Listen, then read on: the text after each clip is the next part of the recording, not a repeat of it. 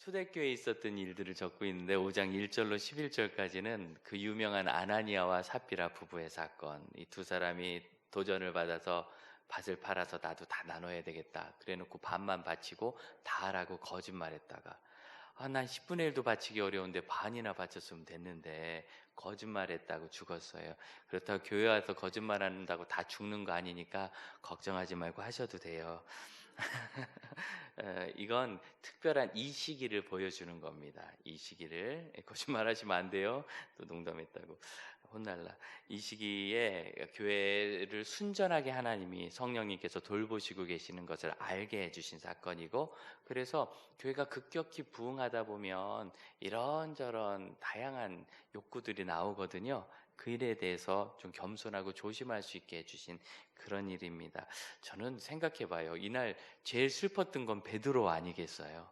그래도 내가 내 재산을 바쳐야 되겠다 이런 도전을 받을 정도면 참 좋은 성도거든요. 그런 성도가 거짓말 잘못했다가 성령님께 벌받아서 죽었어요. 하필이면 자기가 얘기했는데 저도 목사지만 이런 건 하고 싶지 않을 것 같아요. 말씀 전하고 싶고 축복해주고 기도해주고 싶지 뭔 야단을 쳐가지고 야단 쳤는데 또 죽어.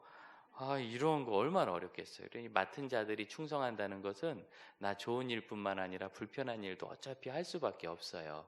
그게 참 안타깝습니다.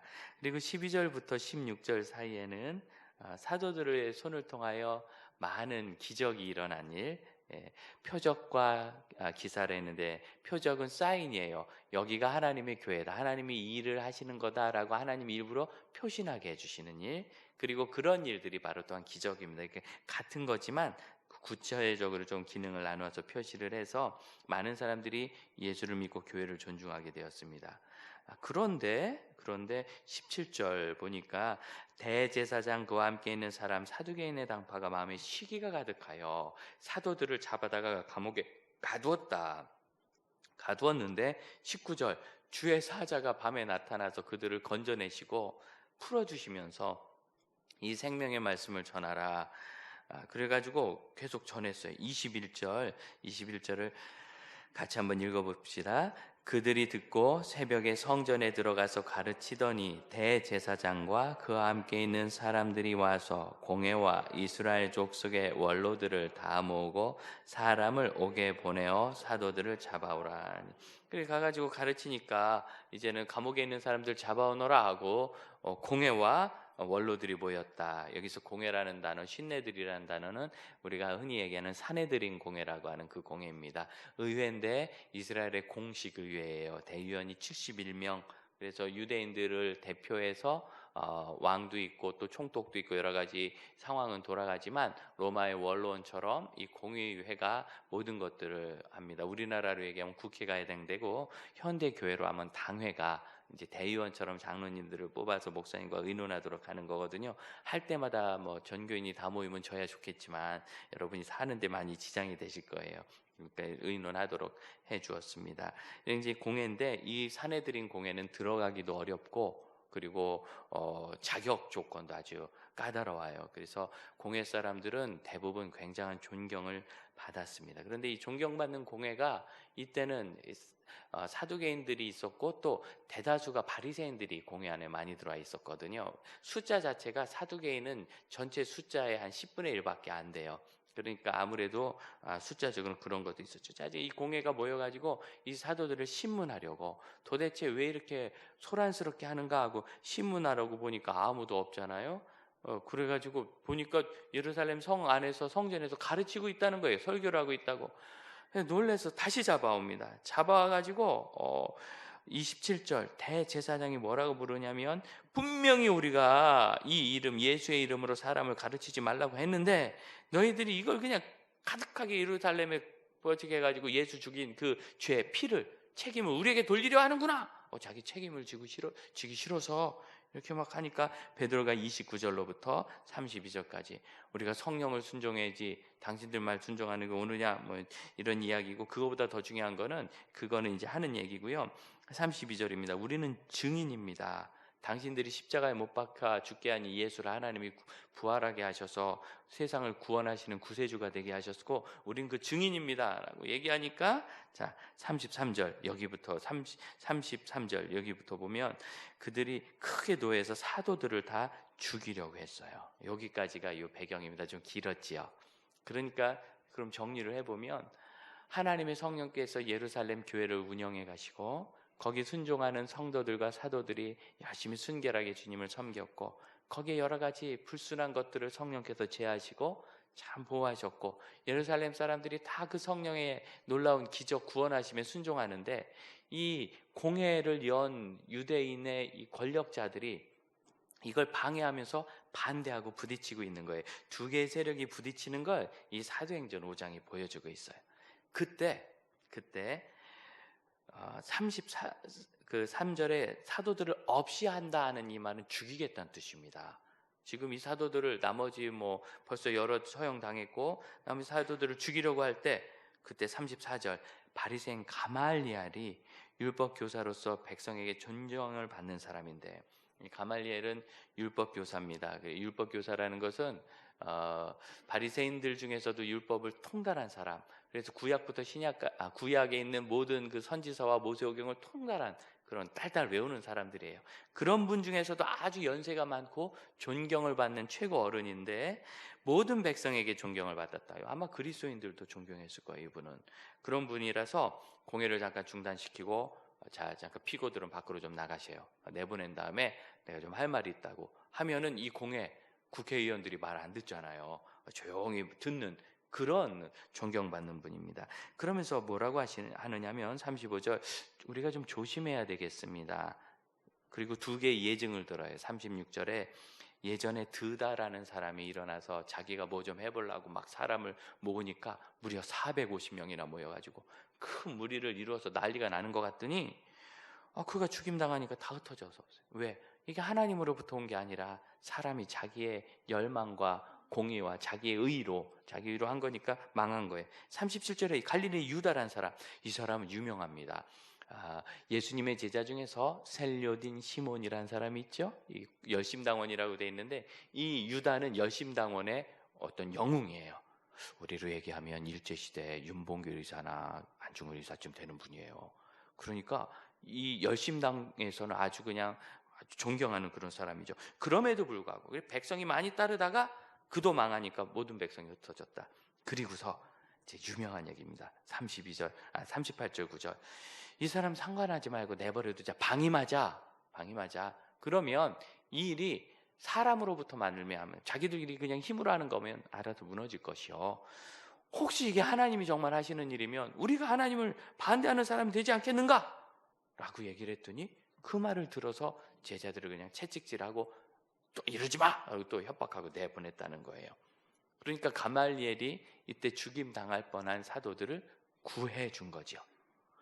그런데 여기서 우리가 한 가지 좀 조심할 게 있습니다. 이 말씀을 원래 이번 주에 해야 되는데 제가 좀 뒤로 넘깁니다. 방임하는 것, 그냥 두면 사람으로부터 온 것은 망하고 하나님이 하시는 일은 다 부응하고 그런가? 그러면 이게 맞기도 하고 틀리기도 해요. 중요한 건데 여기다 줄을 이렇게 끼워두시고 시편 73편을 한번 가보시겠어요? 시편 73편. 아삽이란 사람이 하나님께서 하시는 일을 보면서 그가 기록한 시입니다. 구약 854면에 있어요. 시편 73편 1절을 보니까 하나님이 참으로 이스라엘 중 마음이 정결한 자에게 선을 행하시나니, 마음이 정결한 사람, 선한 사람을 하나님이 도와주십니다. 고백을 해요. 2절 3절 그런데 같이 한번 읽어볼까요? 2, 3절 시작. 나는 거의 나의 걸음이 미끄러질 뻔하였으니 이는 내가 악인의 형통함을 보고 오만한 자를 질투하였음이라. 이게 이제 시니까 이런 표현을 쓰는데 나 질투나 샘나 이런 게 아니에요. 화가 났다는 뜻이에요. 어떤 것? 악인이 잘 돼. 그 나쁜 인간이 얼마나 못됐는지 그 못된 짓 하는데 땅만 사면 땅값이 올라. 왜 이렇게 잘 되는 거야? 악인이 잘 되는 거예요. 그래서 임금도 안 주고 외국인 노동자라고 막 그냥 따떼먹고 갈취하고. 우리 노예에도 외국인 노동자들을 위해서 사역하는 목사님이 계신데 이분은 뭐 한 달에 열흘은 재판장을 쫓아다니면서 업주들을 쫓아다니면서 판결을 들이밀고 떼인 임금 받아주고 자리 잡아주고 뭐 이런 일을 그렇게 섬겨요. 그러면 막 화가 너무 많이 나는 거예요. 정당하게 일을 했는데 예를 들어서 회사가 망해서 줄 돈이 없다. 그럼 어떡하겠어요? 그럼 어떻게 이제 뭐 보험 같은 걸로 어떻게 해야죠? 그런데 돈이 있는데 부자들은 왜 그러나 몰라. 어떤 분이 부자의 비결을 저한테 가르쳐 주는데 그러대. 받을 건 빨리 받고 줄 건 안 준다. 이게 부자의 비결이라고. 그렇게 못된 짓 하는데 뭐 애들도 잘 되는 것 같고 잘 되는 것 같고 그래서 아삽이 화가 나는 거예요. 그러면 가말리엘의 말이 틀렸네요. 하나님으로부터 왔으면 잘 되고 사람으로부터 왔으면 망해야 되는데 악한 짓 하는데 왜 이렇게 잘 되는 거예요? 그래서 가말리엘의 이 방임은 단기간으로 보면 안 맞아요. 안 맞을 수도 있어요. 그럴 수도 있지만 안 그럴 수도 있지만 예를 들어서 어떤 분이 기도는 되게 열심히 한다고 하는데 되게 나빠. 근데 기도를 하는데 되게 나빠서 줄 걸 안 줘서 부자가 돼. 그렇다고 그게 하나님으로부터 온 거 아닙니다. 또 어떤 분은 예수 열심히 믿고 기도하는데 정직하고 줄 것을 열심히 주고 받을 거는 마음이 약해서 못 받아서 늘 가난해. 그럼 이게 하나님께로부터 말미암지 않은 것도 아닙니다. 물론 받을 거 받으셔야 돼요. 잘 받으셔야 돼요. 하나님이 주시는 거니까 잘 받으세요. 그럼에도 불구하고 꼭 이게 맞지는 않아요. 근데 언제? 16절 보세요. 내가 어쩌면 일어날까 하여 생각한지 그것이 내게 심한 고통이 되었어. 생각하면 생각할수록 열이 받는 거예요. 그래가지고 너무 화가 나고 화병이 나. 이 생각을 안 해야 되는데 이 생각을 하면 화병 납니다. 화병 나신 분들 절제합시다. 이거 자꾸 생각할수록 답을 아는 게 아니라 화가 막 나는 거예요. 왜 그런 일이 생겨? 하나님 이럴 수 있는가? 그런데 언제? 아주 너무너무 유명한 말씀이죠. 17절 믿음으로 함께 읽겠습니다. 하나님의 성소에 들어갈 때야 그들의 종말을 내가 깨닫. 하나님의 성소에 들어갈 때 언제? 하나님 앞에 가서 예배하고 기도하고 찬양하고 말씀 듣고 말씀 배우니까 종말을 아직 오진 않았어요. 어떤 종말? 그래서 나쁜 짓 계속 하면서 이 사람은 나쁜 짓 할수록 부자가 되고 나쁜 짓 할수록 권력을 얻으니까 이제 큰 돈과 권력이 생기니까 그걸로 판결도 굽어지게 하는 거예요. 자기 유리하게 막 판결을 받아내고 잘 돼서 어떻게 어느 날 죽겠죠. 죽었더니 사람들이 어떻게 해요? 아이고 그분이 가셔서 어떡하나 이런 사람 어디 있어요? 그런 분이 어디 있어요? 그 진즉에 갔어야 되는데 이제 갔네. 그 소리 듣기 딱이죠. 그럼 그분의 영혼은 어떻게 되겠어요? 그 예수를 믿은 사람 아니겠죠. 예수 믿고 그런다면 그 믿음 가짜지. 그 사람은 완전히 멸망당하는 겁니다. 그래서 그가 잘된 게 그대로 놔둔 것이 큰 징계인 거예요. 거꾸로 하나님이 그 사람만 특별히 사랑해서 저처럼 51살에 회개해가지고 예수님 만나서 스크로지 돌아오듯이 다 가난한 사람 돕고 말이에요. 막 헌금하고 봉사하고 이전보다 몇 배나 다른 그리스도인의 삶을 살았다. 제자의 삶을 살았다. 그럼 천국에서 상급이 크겠네? 물론 그러면 좋은 일이지만 어쨌든 벌 받기보다는 복 받은 거예요. 나쁜 짓 하고 50년이나 살았는데. 그래서 하나님이 그 사람들을 일부러 벌 주신다는 게 아니라 예수님의 가르치심을 보면 교훈을 보면 말씀과 선지자들을 통하여 이미 충분히 그들을 경고하고 가르치셨어요. 그럼에도 불구하고 듣지 않고 악을 행하니까 그들은 이미 마음에 악한 것 자체가 복을 받아요. 그래서 목사는 항상 기도하는 거예요.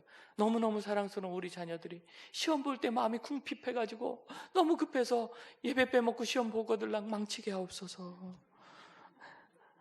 아니 그 아이가 예배 빼놓고 지멋대로 하고 시험 봤는데 잘 봤어. 그럼 앞으로 급한 일 있을 때마다 뭐 신앙은 막 갖다 버리고 하나님을 내 기준으로 들었다 놨다 할 거 아니에요. 그럼 거기서 끝나겠어요? 그럼 자기 신랑이 좋으면 엄마도 버리는 거예요. 왜? 기준이 없어지니까. 기준은 너무나 중요한 겁니다. 기준 흔들리지 않는 기준. 우리 아이들이 시험 기간인데 교회 오고 그런 아이들 보면 제가요 전도사님한테 오늘 공부 짧게 시험 기간이야. 기도해주고 보내. 간식 주고 격려해주고. 왜 그렇게 믿음 지켜서 왔으면 우리도 좀 도와야지. 믿음 지켜왔으니까 공부를 3시간씩 하고 그러면 안 되는 거예요. 얼마나 마음이 어렵겠어요. 내 친구는 지금도 정신없이 공부하는데. 그래서 그걸 우리가 예뻐하고 귀히 여기고 하나님이 그때 복을 주셔야 이 아이가 점점 좋은 기억이 쌓이지요. 그래서 여러분, 우리의 문제는 뭐냐면, 만일 내가 신앙 지키느라고 공부에 좀 손해를 보고 직장에 좀 손해를 보고 어려움이 있을지라도, 내가 바르게 하느라고 재정적 손해를 좀 볼지라도, 기회의 손해를 봤을지라도 단기간에 손해일지 모르지만 긴 기간을 보는 게 우리가 어려운 거예요. 문제는 늘 어디 있느냐? 현재의 삶. 단기간이라는 건 뭐예요? 지금 현재잖아요. 지금과 가까운 미래, 지금 나에게 영향을 미치는 이 현재, 여기에 늘 영향을 받으니까 하나님의 사람으로 기쁘고 충만하게 사는데 지장이 있어요. 왜 그런 현상이 일어날까? 이게 고민입니다. 왜 그런 일이 일까? 지금 우리가 나누는, 이제 지난주부터 한 3, 4주 정도 나누는 이 말씀은 리더십 세미나 때 다루는 이야기라 사실 설교로 하려니까 제가 좀 많이 어려워요. 그러니까 여러분이 알아서 잘 들으세요. 최선을 다해 볼게요. 그런데 왜 그럼 이런 일이 있는가를 제가 생각해 보니까 여기서 참 이 존경받는 가말리엘이 생각나는 거예요. 가말리엘. 그럼 다시 한번 보시겠어요? 사도행전 5장으로 넘어가면 가말리엘이 이렇게 그들을 감싸는 이야기를 할 때 보면 굉장히 길게 봐야 될 이야기이기도 하지만, 말씀드렸듯이 이게 맞을 수도 있고 틀릴 수도 있는 거거든요. 단기간으로는 안 그럴 수도 있으니까. 그럼에도 불구하고 가말리엘이 이 사도들을 지켜서 보호해 준 건 틀림없어요. 왜 그럴까? 우리는 바리새인, 그럼 다 예수님 미워해. 이게 공식처럼 들어있잖아요. 공회원, 그럼 예수님을 십자가에 못 박혀 죽게 하는데 그냥 다 동의한 사람들이, 그 공회원들이 반대하면 못하는 겁니다. 그 어떻게 이렇게 될까 싶은데, 가말리엘은 그 와중에서 자기 마음에서 뭔가 변화가 일어난 거죠. 뭘 봤어요? 하나님이 지금 어떤 일을 하시는가가 보인 거예요. 여기 말씀에 나와 있듯이 하나님으로부터 말미암지 않고는 이런 일이 일어날 수 없거든요. 그래서 다 두려워하는데, 그럼 나머지 사두개인들과 공회원들, 바리새인들은 왜 두려워하지 않고 그러고 있는가? 모든 것을 자기 중심으로 딱 가두고 무조건 반대를 하니까 나는 그것은 아니다. 다시 말씀드리면, 하나님이 지금 어떤 일을 하시는가, 무엇을 계획하시고 무엇을 원하시는가를 돌아보지 않았다는 거예요. 이번에 이 코로나19로 교회 예배들이 어려움을 겪으면서 한국교회 성도들에게 있었던 지금 우선 보이는 제일 큰 은총은, 고생은 많이 했지만 우리가 늘 돌아보고 고민하게 되었어요. 정말 하나님이 이번 주에 우리가 예배하도록 허락하시는가 늘 살펴봐야 되고, 오늘도 우리 주일학교가 이제 1, 2부로 나눠서 한다. 왜 그러냐? 아이들이 학교도 가고 하니까 오는 숫자가 좀 늘어나니까, 모아놓으니까 오히려 위험하다. 그래서 나눠서 선생님들은 어렵지만 과연 이게 우리가 할게 이번 주 이렇게 해도 되는가? 계속 살피면서 어떤 때 못합니다 하고 양해두고 하고, 어떤 때 또 적극적으로 참여도 하고 하면서 계속 지금 이것이 어떻게 흘러가는가, 내가 어떻게 하겠다라는 게 아니고요. 그래서 우리 동역자들이요, 목요일부터 기도하고 금요일날 회의하고 토요일날 최종 회의를 해서 어떤 땐 토요일날 저녁에 내일 어떻게 할지를 결정하는 거예요. 매 순간 하나님이 우리에게 허락하신 것은 무엇인가를 계속 살피게 돼요. 위기의 때, 고난의 때 있죠. 이런 때는 납작 엎드려야 돼요. 말씀드렸듯이 바람이 불면 엎드려야 합니다. 그것이 본분입니다. 이 상황이 이렇게 되면 겸손하게 살펴야 되는 거예요. 가말리엘, 구약의 율법을 다 꿰뚫는 최고의 교사인데, 이분이 보니까 저 예수란 분이 하신 일과 예수를 따르는 추종자들이 하는 일은 이건 도저히 사람이 할 수 없는 일인 거예요. 그래서 그 마음이 이제 살펴보기 시작하면서 뭔가 변화가 있는 것 같아요. 가말리엘이 예수님 믿었을까? 그건 잘 모르겠어요. 그렇지만 틀림없이 여기서 마음이 열린 건 맞아요. 이런 사람들이 몇 있습니다. 공회가 다야 사도들을 대적하는 것 같을 때, 요한복음 3장을 보면 니고데모는 바리새인이요 유대인의 지도자, 여기서 지도자라는 단어가 보통 공회원을 일컫는 말이에요. 그래서 그는 공회원이었던 게 거의 틀림없어요. 그래서 이 니고데모가 요한복음 3장 밤에 예수님께 오셔서 뭐라고 얘기하냐면 2절 보니까, 라비여, 우리가 당신은 하나님께로부터 오신 선생인 줄 아나이다. 하나님이 함께 하시지 아니하면 당신이 행한 이 일을 누구도 못합니다. 그래서 그때부터 이 니고데모와 예수님 사이에 거듭남과 영생에 대한 깊은 토론과 가르침이 이어져요. 그로부터 한 2년쯤 지나서 요한복음 7장에 예수님이 십자가 지기 6개월 전에 초막절 맞아서 예루살렘으로 가셨을 때 그 성전에서 막 가르치니까 그 소리를 듣고 이 사두개인들과 대제사장들이 하속들, 부하들을 보내서 잡아오라고, 예수 잡아오라고 보내요. 근데 그 잡으러 갔던 사람들이 그냥 와. 왜 그냥 왔어? 그들이 뭐라고 얘기하느냐면 지금까지 예수가 하는 그런 설교는 들어본 적이 없어요. 그러니까 이분들이 잡으러 가서, 여러분 누굽니까? 명령이 죽고 사는 그 사람들 아니에요. 그런데 도저히 그 말씀을 듣는데 마음이 찔림이 되고 감동이 돼서 이건 정말 하나님이 하셨구나, 이런 아주 하수들도 믿기는데, 그들을 부리는 대제사장이라는 사람들이 이 마음을 닫고 있는 거죠. 반대로 그자 대제사장들이 뭐라고 얘기했느냐면 그 하속들한테 정말 그랬어? 확인하는 게 아니라 너도 감염됐구나 이렇게 얘기해요. 너도 넘어갔구나. 왜? 나는 그게 아니라고 생각하는 거예요. 자기 고집. 여러분, 하나님의 인도는요, 맡기는 거예요. 맡긴다는 건 뭐냐면, 여러분 하나님 한 말 맡겨보세요. 여러분 끌고 가시나? 안 데려가세요. 맡긴다는 것은 판단과 결정을 하나님의 인도하심에 맡기는 거예요. 그래서 결국 가는 건 내가 가야 돼요. 어제 박교원 목사님께서 은퇴식 47년 어린이사역하고 은퇴식 하는데 축사를 해달라고, 설교는 우리 한국 대표님이 하시니까 축사를 해달라 하는데 제가 갈지 못 갈지 모른다고요. 지난 월요일 화요일도 그렇게 대답했어요. 그랬더니 엊그제 목사님 내일인데 어떻게 하시겠어요? 지금 상황 보니까 갈 수 있을 것 같습니다. 하나님이 어떻게 하시는가, 무엇을 주시는가, 저도 가고 싶죠. 그런데 제가 심각한 위기에 빠지면 우리 예배와 우리 교회 전체가 어렵지 않겠어요? 그러니까 참아야 되는 거죠. 그러면서 하나님이 어떻게 하시는가, 무엇을 허락하시는가, 이거 가도 되는가, 그 결정은 하나님께서 제 마음에 주시는 감동과 인도하심인데, 가는 건 제가 가야 돼요. 제가 가겠습니다 하고 1층에서 기도하고 있었더니 누가 저를 들어다가 부천에 갖다 놨나? 아니요. 지가 가야 되는 거, 가기는 건. 하나님의 인도하심을 받는다는 것은 결정의 기준을 하나님이 하시는 일을 따른다는 거예요. 그러지 하나님이 억지로 나를 바꿔서 뭘 하지 않습니다. 그럼 사도 바울이 변화되었어도 자기가 가서 설교해야 됐지요. 제가 가서 기도해야 됐지요. 변화되는 도전을 하나님이 주시더래. 늘 생각해야 돼요. 그래서 이 요한복음 7장 51절 보면 그들이 막 그렇게 싸우는 것을 듣고 다투는 것을 듣고 니고데모가 뭐라고 하느냐면, 우리의 율법은 사람들의 말을 다 들어보고 알아보기도 전에 심판부터 합니까? 벌써 틀렸다고 심판부터 합니까? 알아는 보셨습니까? 이렇게 얘기하는 거예요.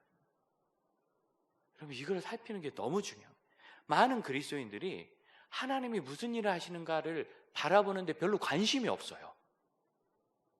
나는 무엇을 원하는가에만 관심이 많아요. 그러다 보니까 하나님께서 분명히 여러분 옆에서 일을 어마어마하게 하시거든요.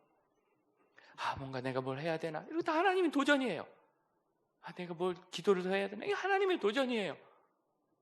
왜 이렇게 새벽에 잠이 안 오나? 새벽 기도 오시라고. 하나님의 도전이에요. 그럼 새벽 기도가 되지 않아요. 내가 일어나서 거실에서 하든지 교회로 와서 하든지 내가 움직여 가서 기도를 해야지. 그런데 거기에 대해서 움직이질 않으니까 변화가 안 생기죠. 그리고 드디어 요한복음 19장에 보면 중요합니다. 예수께서 돌아가셨을 때 십자가에서 죽으시자 니고데모가 모리약과 침향 섞은 것을 30kg이 넘게 가져와요. 가치로 하면 어마어마한 돈입니다. 그걸 가져와서 예수님의 장례를 치릅니다. 그거 가져와서 예수님 장례를 치르면 나는 저 예수님을 따릅니다 라는 증거가 아니겠어요? 그래서 이 공회원 중에 가말리엘 말고 니고데모도 이미 그 마음이 이렇게 쭉 열린 거죠. 니고데모는 예수님을 믿었을까? 아주 신뢰할 만한 초대교회 문서에 의하면 니고데모는 그리스도인이었어요. 또 있어요. 아리마대 사람 요셉, 예수님 운명하실 때 자기 무덤에 예수님을 장례 지냈던 이 사람은 마가복음 15장 43절 보면 이 요셉이 와가지고 당돌이 예수님의 시체를 요구하는데 이 사람은 존경받는 공회원이요. 이 공회원이 여기 나왔어요. 이제 한 명 더 늘었죠. 가말리엘, 니고데모, 아리마대 요셉. 존경받는 공회원이요. 예수의 제자인데 유대인이 겁나가지고 그걸 숨기다가 요한복음 19장 38절 보면 니고데모가 침향을 가져왔을 때 이 아리마대 요셉은 자기가 숨어 있다가 이때는 용기를 내서 시체를 달라고 그래요. 아리마대 요셉은 예수의 제자라고 아주 적어요. 그러니까 이 사람들의 특징을 우리가 봐야 되는데, 특징은 뭐냐면 지금 현재 진행되는 일을 면밀히 살펴서 하나님이 어떤 일을 하시는가를 찾아내는 거예요. 그러면 이 위기의 때 하나님께서 한국교회에 어떤 일을 하시는가, 우리 장지교회는 어떤 일을 하시는가, 이 위기 속에는 우리 가정은 어떻게 되기를 원하시는가, 나 개인은 어떤 사람이 되어야 되는가. 그럼 예수 안 믿는 사람들도 포스트 코로나 이후를 얘기하면서 그때는 사회가 이렇게 될 것이고 뭐 이런 게 될 것이고 막 예측을 해요. 그분들은 되게 예측하는 게 경제예요, 경제. 그러니까 돈을 이렇게 벌어라, 이런 얘기를. 근데 우리 믿는 사람들은 뭘 해야 되겠어요? 이 과정을 통하여 하나님은 교회를 어떻게 순전하게 하시며 우리는 무엇을 봐야 되며 교회는 어떤 걸 추구해야 되는가, 나는 어떤 성도가 돼야 되는가, 하나님 무엇을 보게 하시는가. 쉽진 않지요. 그러니까 살펴야 되는 거예요. 니고데모처럼 처음엔 예수님하고 가서 라삐어 하고 얘기하다가 공회 때 편 한번 들었다가 이제는 침향을 들고 오는 사람, 아리마대 요셉처럼 예수님이 그리스도인 걸 알고 제자였지만 숨었다가 이제는 용기 내서, 정작 예수님 돌아가셨는데 용기가 나요. 그래서 오고, 가말리엘처럼, 여러분 평생, 이 가말리엘이 제일 나이가 많은 스승 중에 한 분입니다. 아주 존경받았고, 그러니까 사실은 니고데모, 아리마대 요셉 이런 고명관들은 다 가말리엘 제자로 봐도 틀림없어요. 그런 가말리엘이 자기 평생 자기가 믿고 주장했던 것을 지금 바꿔야 되는 거예요. 이런 큰 변화를 이루는 것, 사랑하는 우리 믿음의 형제 자매들은 하나님의 인도하심에 그렇게 굽혀 순종하는 사람들 되시길 축복합니다. 그러면 하나님의 인도하심을 따라 오히려 이 위기가 기회로 바뀌어요. 가말리엘이 정말 회심하였다는 그런 문서는 없어요. 신뢰할 만한 문서는 없지만 저는 그랬을 거라고 생각해요. 이미 제가 전도를 오래 하면서 많이 가르치고 그랬잖아요. 그래서 보니까 노인이 이 정도 하시면 이건 마음이 다 열린 거예요. 이거 아이들과는 다릅니다. 애들은 뭐 예배 드릴게요 하고 따라오는 거고, 노인은 이 정도 하시면 마음이 다 열린 거예요. 그래서 그는 됐을 건데, 중요한 회심이 누구에게? 사도 바울에게. 사도행전 22장 3절을 보면 사도 바울이 자기를 소개하면서 나는 바리새인인데 가말리엘의 제자였다 뿐만 아니라 그는 공회원이었어요. 그러니까 바울이 여기 있었을지도 몰라요. 아리마대 요셉, 니고데모, 사도 바울, 그 다음에 가말리엘, 적어도 4명 이상이 여기서 그리스도를 발견하는 사람 더 많았어요. 더 점점 많아지니까. 여러분, 바울이 어떻게 그렇게 놀랍게 회심했을까? 우리 다 알죠, 스토리. 다메섹으로 그리스도인들을 박해하러 가다가 거기서 예수 그리스도 만나가지고 눈이 멀고 환상을 보고 뭐 소리를 듣고 그리고 나서 눈이 멀어가지고, 그래서 사람들이 손에 질질 끌려가지고, 여러분 눈 뜨다가 눈 감아보죠. 요만큼 걷는 것도 엄청나게 힘들어요. 오랫동안 이 시력이 없는 것에 익숙해지신 분들 걸어 다니는 거 생각하면 안 돼요. 여기서 조기 가는데 정말 500m 가는 것 같은 느낌이에요. 눈 감고 가보면. 그렇게 해서 다메섹으로 들어가서 3일 동안 밥도 못 먹고 물도 못 마시고 그렇게 그냥 기도하고 그러다가 예수님 만났어요. 그런데 바울의 그런 회심이 그 순간 예수님 만났다고 변했는가? 게하시가 큰 병 걸렸다고, 잘못했어요 이랬다고 나와요? 예수께서 십자가에서 죽으실 때 그 밑에 있는 사람들 막 하늘이 깜깜해진 거 보고 바위가 터지고 무덤이 열려서 죽은 사람이 살아났어요. 그거 보고 누구 많이 믿었대요? 그들이 죽은 사람 살아나서 증거하니까 좀 많이 돌아왔대지만, 그러나 그 있었던 일에 비하면, 초대교회에 얼마나 많은 이단과 악한 사람들이 있었는지 아시죠? 사도 바울이 너무너무 괴로워하니까 그 사람들은 나를 너무너무 괴롭히는데, 그렇게 괴롭히는 중에도 그리스도의 복음은 더 많이 전파되니 나는 이로써 영광 돌린다. 그 하나님의 뜻만 따르는 거예요. 그럼 바울은 왜 이렇게 변했을까? 생각해 보세요. 내가 예수님 만났는데 앞이 안 보여. 그러면 회개할 것 같아요? 원망할 것 같아요? 그러니까 이게 그 순간 예수님 만나서 눈 멀었기 때문에 된 일이라고 이렇게 착각하시면 안 돼. 거기까지 바울의 마음이 계속 무너지는 거죠. 가말리엘의 변화, 니고데모 아리마대 사람 요셉, 아마 바울과 친했을 확률이 높아요. 왜? 하나님의 나라를 기다리는 진지한 사람이니까. 그런 것들을 쭉 보고, 그리고 여러분 가보세요. 8장 1절입니다. 8장 1절. 사도행전 8장 1절. 사울은 그가 죽임 당함을 마땅히 여기니라. 스데반 잘 죽었다 그랬다는 뜻이에요. 얼마나 사악한지. 9장 1절 보세요. 9장 1절. 사울이 주의 제자들에 대하여 여전히 위협과 살기가 등등하여, 여전히 위협과 살기 등등하죠. 꿈쩍도 않는 사람 같은데, 근데 그 속에서 수많은 순교자들과 스데반의 순교를 보면서, 그의 의연함을 보면서 아마 마음이 조금씩 변했을 거예요. 그리고 결정적인 역이 있습니다. 11절입니다. 9장 11절 같이 읽어보겠습니다. 주께서 이르시되 일어나 직가라는 거리로 가서 유다의 집에서 5 사람 사울이라는 사람을 찾으라. 그가 기도하는 중에, 뭐하는 중이니라? 기도하는. 3일 동안 밥도 못 먹고 눈 감은 채로 기도하고 있어요. 저는 이게 키라고 생각합니다. 여러분, 이 기도요, 하나님 앞에 내 눈 뜨게 해주세요 뭐 이런 게 아니라, 하나님, 제가 지금까지 따른 것은 무엇입니까? 저는 정말 하나님 나라 사모하고 율법을 지키고 그로 인하여 이 민족이 회복되리라 믿었는데 정말 예수께서 그리스도십니까? 아마 이 기도하지 않았겠어요? 3일 동안 살펴보고 고민하고 생각하고, 그래야 하나님 뜻을 알 수 있는 거예요. 그리고 나면 그다음부터는 삶이 문제가 되지 않아요. 그럼 우리가 아까 말씀드렸듯이 하나님의 인도하심을 받는데 가장 큰 지장, 아삽이란 지혜로운 사람도 시편에 뭐라고 그래요? 악인이 잘 되는 걸 보니까 내가 거의 미끄러져서 실족해 시험 들었단 말이에요. 그 시험 들은 긴 거를 시편 73편에 줄줄줄 적어요. 내가 어떻게 시험 들었는지. 시험 많이 들었어요. 왜? 짧게 보니까. 그러나 하나님의 나라와 하나님의 뜻과 하나님의 인도하심에서 보면 달라지는 거죠.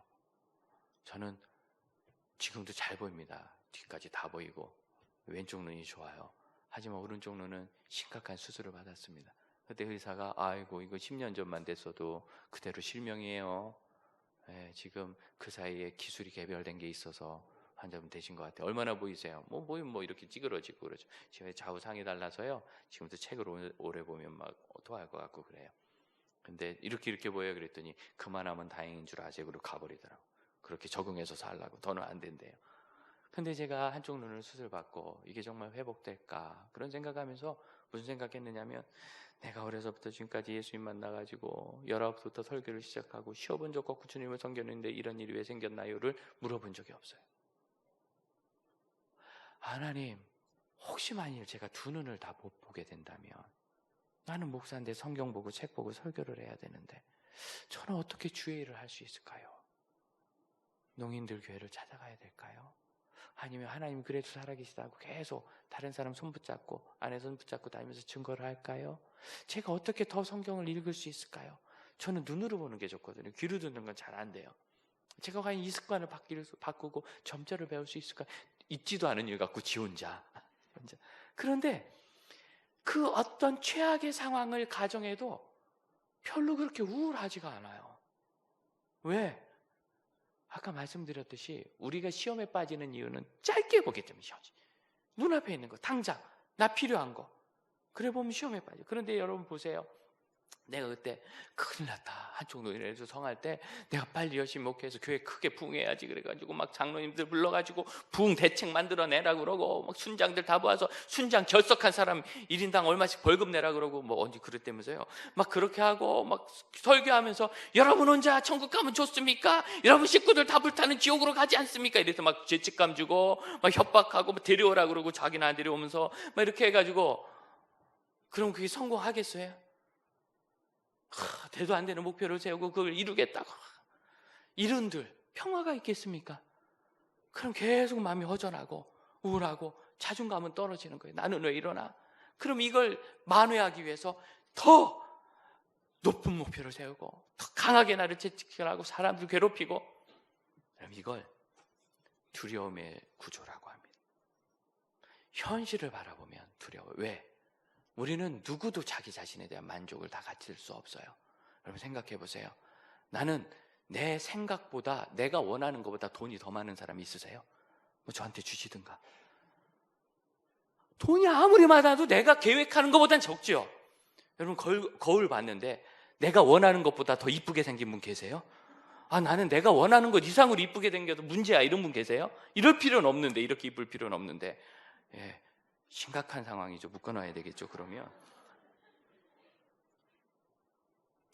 우리 아이가 내가 원하는 것보다 공부를 잘해, 너 공부 그만해, 이런 분 계세요? 내가 원하는 것보다 지위가 높은 분 계세요? 저도 제 키가 제 연배에선 딱 표준이거든요. 그런데 어쩌다가 우리 교회 목사님들이 전반적으로 이렇게 점점 큰 사람들이 오기 시작했죠. 특히 김수현 목사님 사악한데 자꾸 커요. 그래서 내가 좀 작다, 요즘 기준으로 보면. 특히 저기 밖에 카페에 있는 그 간판 한번 닦다가 팔 빠지는 줄 알았어요. 요만큼이 안 닿는데 내가 개구리처럼 점프하다 이게 무슨 짓이냐고 관뒀어요. 좀만 컸으면 좋겠는데. 그랬는데 어제 전도협회 그 박교원 목사님 은퇴식 갔더니 거기는 마이크가 이래. 그래서 제가 그분들을 존중하는 마음으로 그냥 높이지 않고 했어요. 길이가 왜 다 그런지. 그런데도 불구하고 내 목표는 나는 참 나에게 적절할 만큼 키야 하는 사람들이 여기 대부분 없어요. 웬만큼 큰 180 넘는 분 제하고는 형제들 같으면 다들, 우리는 다 내가 원하는 게 더 높게 있어요. 그러니까 현실은 항상 나는 부족해. 항상 나는 못났어요. 항상 목표에 이르지 못해요. 항상 그래요. 그런데 말이죠, 그러던 제가 예수를 만났어요. 버림받은 것 같은 인생을 살고 엉망이고, 저는 얼마나 찌질했는지. 전 진짜 유년기에 너무너무 찌질했어요. 지금도 초등학교 동창들 만나면 제일 먼저 사과하는 게 내가 찌질해서 미안해, 이거였어요. 그래가지고 그때도 라면 땅을 5봉지 사서 나 혼자 4봉지 먹고 1봉지 나눠 먹으라 준 거 내 미안하다고 지금도 사과해요. 그거 너무나 선명하게 기억해요. 라면 땅 맛도 기억이 나서 먹고 싶어요. 얼마나 창피한지. 사람은 자기가 찌질하고 못난 건 기억을 잘해요. 그리고 속썩이고 공부한지 안 하고 숙제한지 안 하고 살던 녀석이 중3 때 하나님의 은혜 가운데 예수를 만나가지고, 그거는요 저희 할머니 김옥란 권사님의 평생 기도의 열매인 거예요. 그래서 그 할머니 덕분에 제가 그 은혜로 우연히 부흥회 갔다가 예수님 만나가지고 거기서 변화돼서 지금까지 되니까, 그때까지만 해도 저는요 장래가 늘 두렵고, 나는 고등학교도 졸업 못할 거야, 나는 20대 초반에 죽을 것 같아, 아주 극도의 불안이고 극도의 자기 비한 겁니다, 이런 거는. 그래서 여기도 심해지면 어차피 죽을 거 지금 죽자 이래서 사고를 치는 거예요.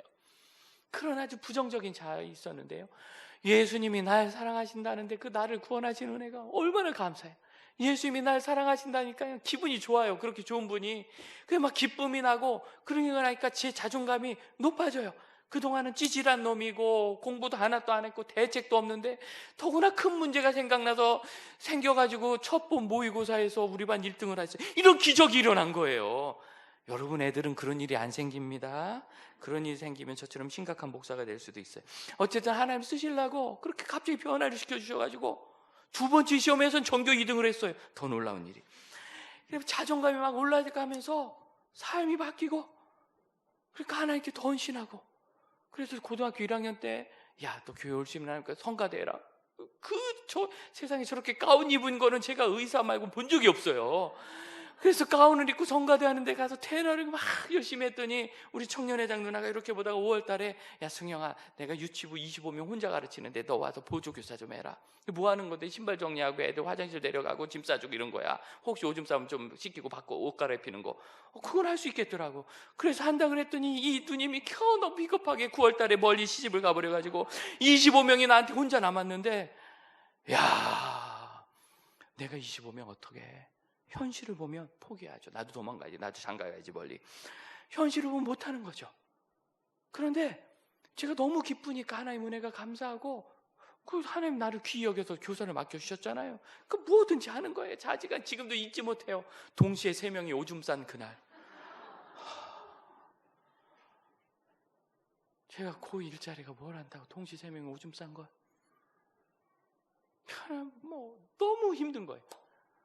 제가 9월 달에 주일학교 애들 그때는 예배를 유치부터 6학년까지 다 같이 드렸어요. 그리고 분반 공부하는데 데리고 첫 수업이 뭐였느냐? 곰새마리였어. 곰새마리가 아니, 곰새마리하고 예수님이 무슨 상관이에요? 할 줄 아는 게 그거밖에 없으니까. 내가 이래가지고 무슨 교사인가? 현실을 보면 두려워져요. 그럼 못하겠다. 도망가고 싶고 나도 못해요. 막.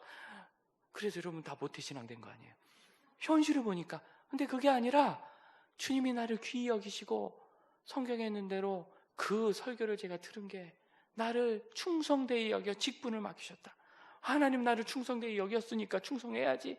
그러고 나는데 1월 달에 서울에서 강사님 모셔가지고 교사 세미나 하는데 제가 거기를 4일을 얼마나 열심히 갔겠어요. 오전에 저녁에 사실 똑같은 강의인데 그냥 2번을 듣고 오후에도 집에 안 가고 점심도 끊고 거기서 그 복습을 하고 쫓아가서 배우고 잘하고 싶어서 그래서 오늘날 이렇게 된 거 아니에요. 제가 1986년 9월에 곰새마리를 하면 어때요? 지금 이렇게 사도행전 강의를 하는데 그럼 됐지. 계속 했더니 사명이 나에게 다가오고 그 사명을 이루는 가치, 내가 더 가치 있는 사람이 되고 막 비전이 보이는 거예요. 하나님이 계속 인도해 주시니까.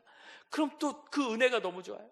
은혜가 더 큰 은혜, 더 큰 기쁨이 있고 그럼 더 큰 가치를 누리고 그래서 저는 점점 살수록 너무너무 가치가 제 스스로 귀해 보이는 거예요.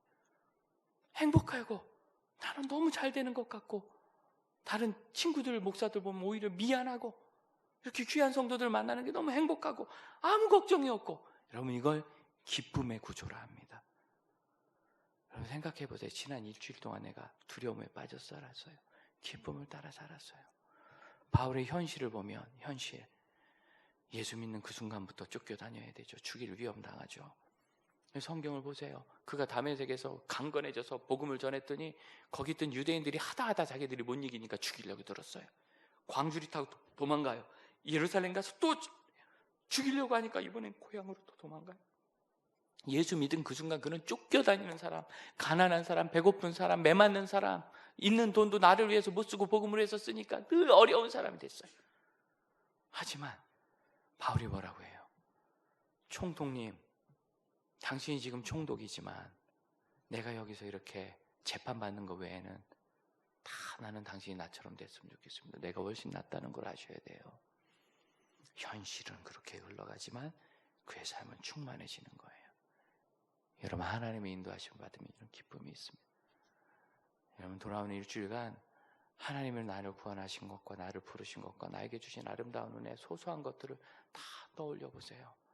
그리고서 행복해지세요. 그러면 내가 이렇게 가치 있는 사람이구나 바뀌는 거예요. 변하는 거예요. 어제 우리 박규현 목사님께서 47년 사역하시고 은퇴하시는데 목사는 열심히 사역하면 이렇게 성도들이 함께하고 그래서 같이 전도하고 같이 선교하고 같이 다음 사이 키우고 세대 키우고 새신자 양육하고 제자 삼고 더 많이 후원하고 이런 은혜가 있지만 기관사역이라는 건요 열심히 전도하고 열심히 양육해서 다 보내는 거예요. 남는 게 아무것도 없어요. 옛날 사역자라 뭐 재산도 없고 현실을 보면. 그런데 어제도 박 목사님은 하나님께서 최근 한 달간 나에게 어떤 큰 일을 행하셨는지를 간증하시고 거기에 대한 기대를 얘기하니까 그 자리에 모였던 전국의 전도협회 각 도시 대표들이 다 울고 은혜 받고 감사하고 도전받고. 왜? 비전을 보고 하나님이 나에게 주신 은혜를 생각해서 충만하기 때문에. 지난 일주일간 여러분 자꾸 두려움과 불안과 어려움에 쌓였어요? 아니면 충만하고 행복하고 약간 죄송합니다. 조금 쉬인 사람처럼 이렇게 좋아서 막 맨날 무지개가 보이고 그렇게 사셨어요? 행복하게 사시는 것, 위기의 때 달라지는 것. 우리는 하나님께서 주신 상급이 있기 때문에 현실에 이런저런 어려움을 감당할 수도 있습니다. 하지만 그것이 우리를 우울하게 하지 않습니다. 그래서 결국 이 제자들이 다시 잡혀 들어가서 채찍으로 예수님 채찍형한 그 채찍 아닙니까? 끔찍한 그 채찍형을 받았지만 그들이 뭐라고 해요? 5장 41절 예수의 이름을 위하여 능욕받고 고난당하는 것을 오히려 기뻐하며 내가 예수의 이름으로 고난당할 수 있다는 것을 기뻐하며 어디 나오죠? 만일 나로 인하여 너희를 욕하고 박해하고 핍박하고 너희를 죽도록 괴롭히면 기뻐하고 즐거워하라. 하늘에서 너희 상이 큼이라. 그럼 팔복은 다 똑같은 복이 아니라 이 아홉째에 기뻐하고 즐거워하라로 모이는 거예요. 그래야 그 팔복의 의미가 있는 겁니다. 그저 심령이 가난하다고 되는 게 아니라 가난한 심령으로 박해받는 것을 기뻐하기까지 예수 중심으로 바뀌어야 되는 거예요. 그 기쁨이 여기 지금 제자들에게 기뻐하며 돌아가느니라. 함께 기도합시다.